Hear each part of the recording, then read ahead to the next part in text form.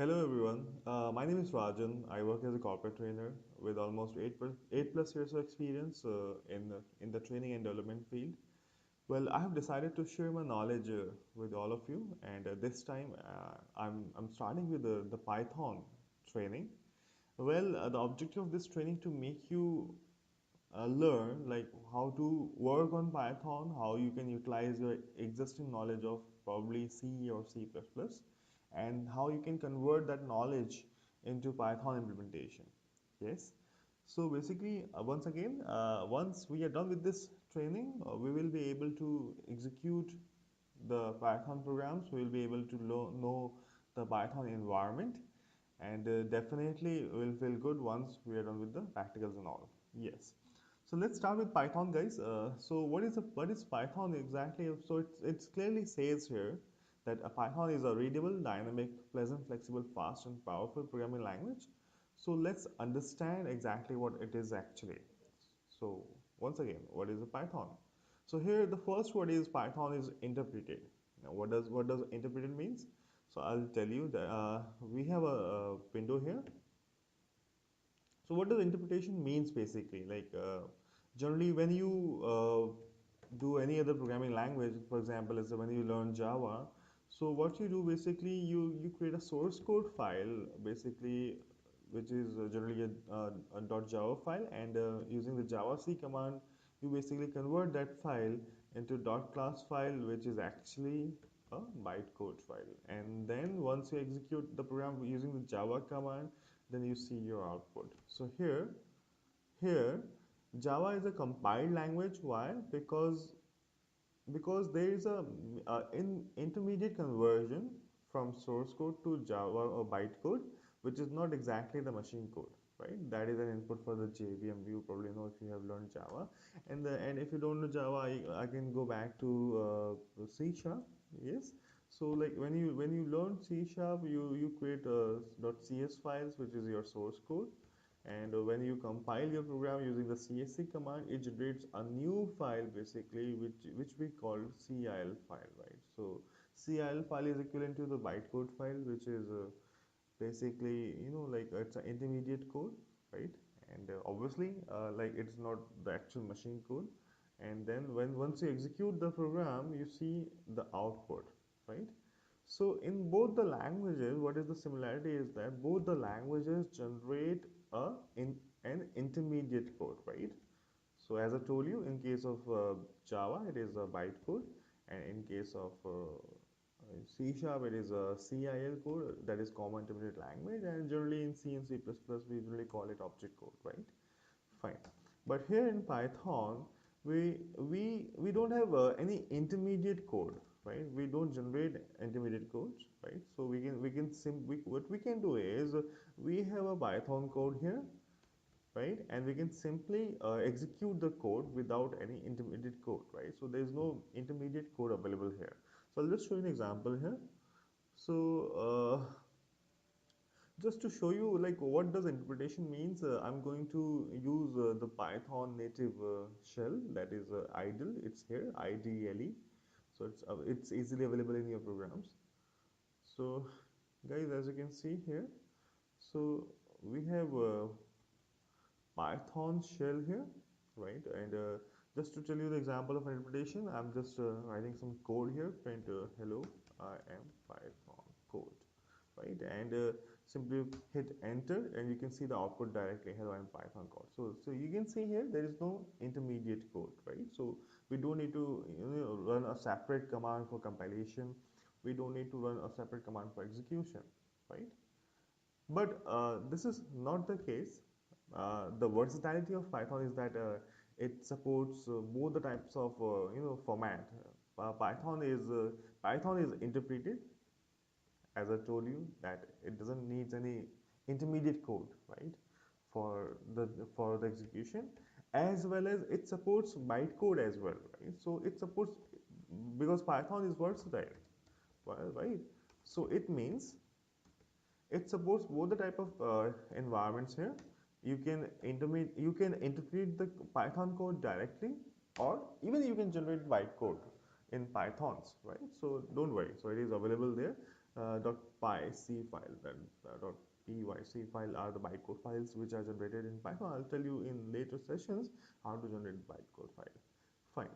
Coming back to the Python definition, yes, Python is interpreted. Python is interactive. Yes, definitely Python is interactive. Why? Because once again, because of this shell, right? This one. So it's a Python 3.4.3 shell. Well, what does the interactive means? Like you can simply directly you can directly interact with the shell. Like you can directly execute the command. You can see the output directly, and you don't need to do the traditional steps. Like for example, remember when you used to code in C and C++, you used to write the code in Turbo C, and then you need to press Alt F9 or Control F9 for compilation execution. Or in Java, you generally write the code in Notepad, save the file somewhere, and then you compile the file. So that is not the case in Python. So you have a shell here, right? Shell where we can directly write the Python commands and you can execute it, right? So that's pretty easy. Fine. Okay, let's go back. So as I told you that Python is interpreted. That means it doesn't require any intermediate code to be generated for the execution. Python is interactive. Why Python is interactive? Because in Python you have a facility called shell where you can directly write the Python statements and you can see the output. Well, Python is object-oriented programming language. Yes, obviously. OOP, right? So like it's object-oriented programming. Obviously, for real-world applications, you need this concept OOP, and Python supports OOP style of programming. What does it mean? It means that you can create classes, you can implement encapsulation, you can implement inheritance, and blah blah, and the other features you have learned in OOP programming languages that you can implement in Python. But here is a twist. Python basically supports both the type of styles. So whether you are a C programmer, that is your procedural style of programming, in which you only have functions generally, and whether you are a C++ programmer, like in C++ you basically write the code in class-based coding, so you can implement that concept in Python. So once again, Python is versatile because it supports both the type of executions or both the type of coding styles, coding paradigms, you can say. So it supports procedural as you used to do in C. It supports object-oriented programming as well as you used to do in C++ or Java. Yes, fine. So yes, Python is interpreted, interactive, and object-oriented programming language. Now, what are the features of Python, guys? Obviously, Python is multi-purpose. You can use Python for designing your web applications, for designing your graphical applications as well. Python is object-oriented. As I told you, you can implement all the object orientation features like class, objects, and all using in Python. And Python is interpreted as I showed you in this window. Like this is shell. You can directly write the Python statements. You don't need to compile or generate an intermediate code. That is not required at all. Well, Python focus on readability and productivity. What does it mean? It means basically like in Python, we don't have curly braces here. So basically, like in other programming languages, you need to take care of these braces to define the scope of any function or a class. But in Python, we don't have braces here. Now the point is, how do we maintain the scopes? So here is a simple idea here, guys. So class demo def print hello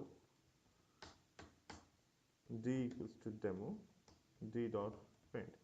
So guys, you can see here like this is a very small example of Python style of programming. I'm not trying to explain you the code here, but I just want you to see how the Python program looks like without braces. So yes, like this space, like here, this space or this one is called tab, right? So it is tab, right? Just a second, tab, yes. So in Python, we have a concept of tabs here. In programming sense, it is slash t, right? So basically, we use tabs for defining the scopes here. So you can see here, this print is under print function. Oops, no, this not okay, is fine. So print is under this function, and this function is under demo class, right? And because class and the objects are starting from the same line, so it is outside, right? So if you start anything from here, or from here, this will come under the class, right? And if you start anything from here, this will not come under the class. So I hope the concept is clear, guys. So as the feature says, focuses on readability and productivity. And yes, battery is included. In Python, we have modules here. Like what are modules? In you can compare modules with the header files in C or C++, or you can compare modules with the packages in Java. So, like obviously the modules keep on adding. So this is roughly approximate that 98,524 modules are available. So I'll just show you. Like I have already prepared that thing for you guys. Yeah. So yes, it's here. It's pypy.python.org, guys. So from here you can see what are the modules which are available for you guys to use. So no matter in which domain you want to work, whether it is graphics, operating systems, mathematics, so you can find the modules here. So you can go to this website pypy.python.org, and yes, go to the browse packages, and here. All right, just a second, guys. Right,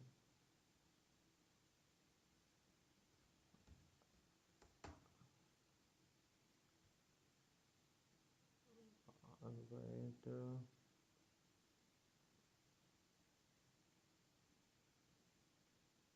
So I think yes, we have some modules here available. It's here, but this must display some packages here. I don't know why it is not displaying. It says please select a category from below, but there are no categories here. So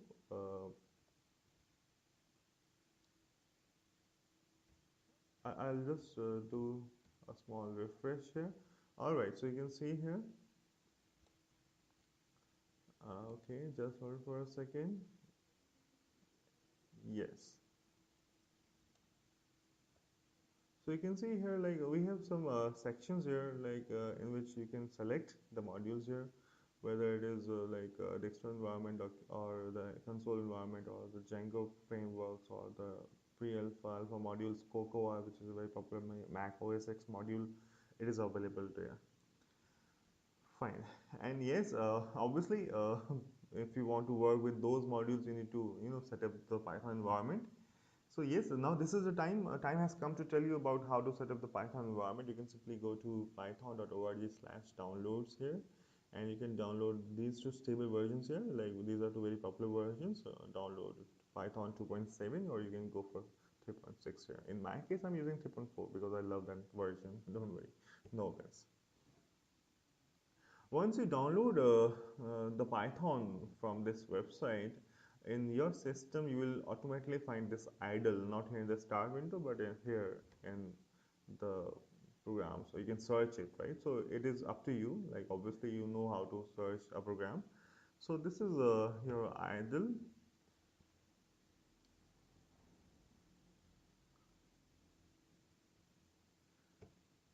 All right.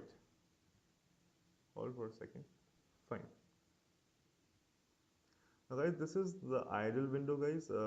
Now in this window, I'm going to show you how you can work with the Python programming. So let's do a small demo of printing a small message in Python. So guys, right now I'm into practicals here. So let's start with the practicals. Print is a very beautiful function for printing a statement here. You can simply write print hello Python. So you can see here it prints hello Python. So that's how we print. You can declare variables here in shell like x equals to 10. So guys, in Python, we don't explicitly specify the data types like in Java or C++. In Java, we write int x like this. So, or in C or C++, we write like that. So in other languages, we specify the data types explicitly, but in Python, we don't need that. So it is easy. So it is x equals to 10, and let's say y equals to 20, z equals to x plus y and z. So you can see here, even if it is a variable, we can directly write the name of that variable and it will print it directly here. Or you can do this also. It's one and the same thing.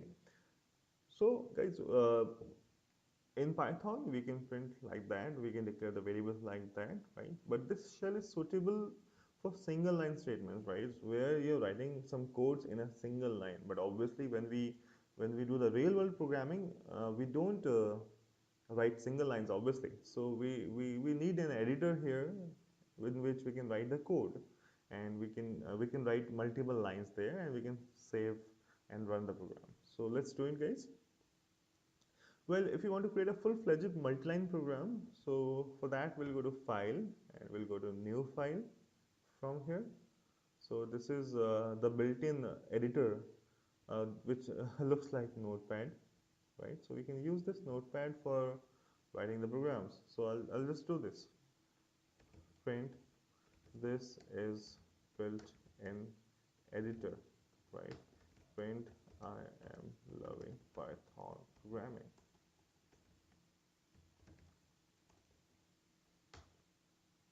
All right, so this is a simple print statement, right? So we'll go. Let's learn how to save the file. So we'll go to new and save. Well, it is your choice where you want to save your file. Well, I'm going to my desktop. I'll create a folder here.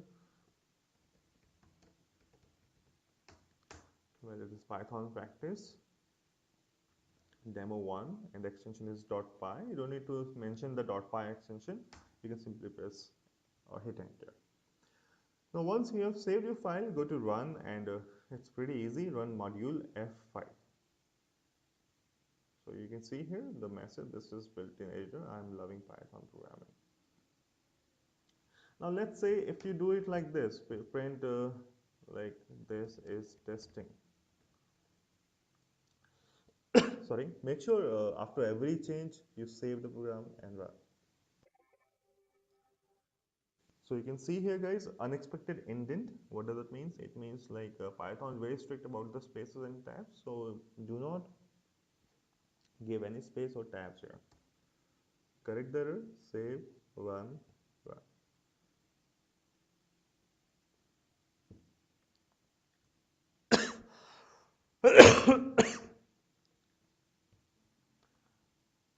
Alright guys, so here we have learned that how we can create a Python program in a new editor.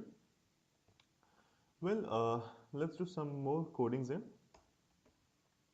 This is a comment in Python guys, yes. And let's learn how to accept input from user.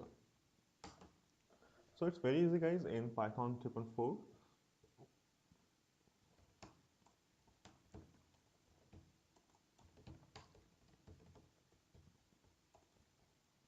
So in Python guys, we have a function called input. Input is used to accept the input from user, and this is the message which is displayed to the user. And whatever input we are going to enter will be assigned into this variable, that is data. I'll show you just a second. So you can see here guys, it is printing enter your name. That's because of this function, input function, enter your name, right? And whatever I'll type, let's say John Doe, this input will go inside the data variable, right? So right now nothing will happen because we haven't printed the variable. So let's print the variable. Print hi. Oopsie. And for concatenation, like it's very flexible in Python. You can use a comma here for concatenation. Run module John Doe, and you can see here it says hi John Doe, right? So that's how we accept the input. So it's pretty easy, right? Once again, input for accepting the input. This is a message which is displayed to the user slash n because I want the input in the next line, right? You can try without slash n, you will find it. And here we are using comma for concatenating the values here, so it simply prints in the same line or in line, you can say here.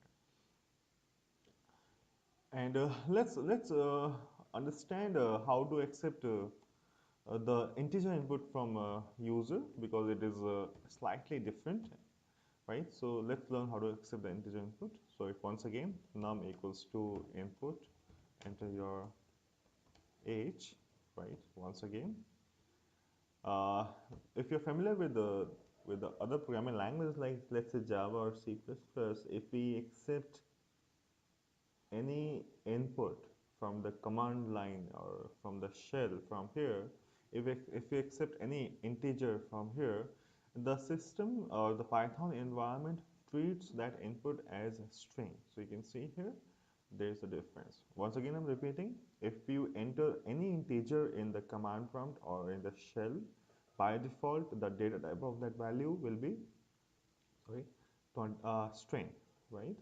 So obviously, the input that we will be receiving from this function is going to or is going within num, but by default the num type is string.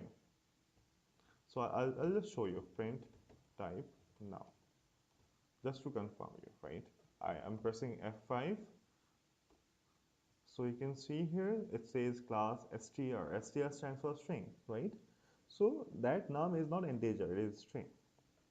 And type is a function which, if you want to know the data type of any object or a variable, you can use this function type, right? So it's very easy.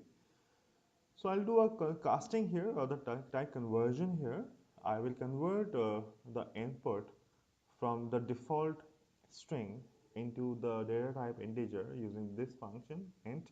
Int is, remember, int is not a data type here, it's a function here used to convert anything originally string into integer, right? So now let's run the program. So you can see here it says class int, right? So why we need to convert? Because we cannot do mathematical operation on these variables like plus, minus, or divide. Let's say if we needed, if it is a string. So if you want to perform mathematical calculations on a variable, you need to have that in the integer form only, right? So let's print a small message here. Print you are years old. That's 21. Yeah, 21 years old. Fine. Well, that's all from my side, guys, for today's session. Well, today what we have learned, let me just conclude all the things here. So we learned about the Python, right? Python is interpreted. Python is interactive. Python is object oriented, right? Well, you can download the Python setup from python.org, and there you'll find you'll find the setup. Idle is the default IDE for your Python execution, right? And which is actually a shell here, right? So hope guys you understood the session, you understood the video. Hope you liked it, and happy learning. Thank you very much.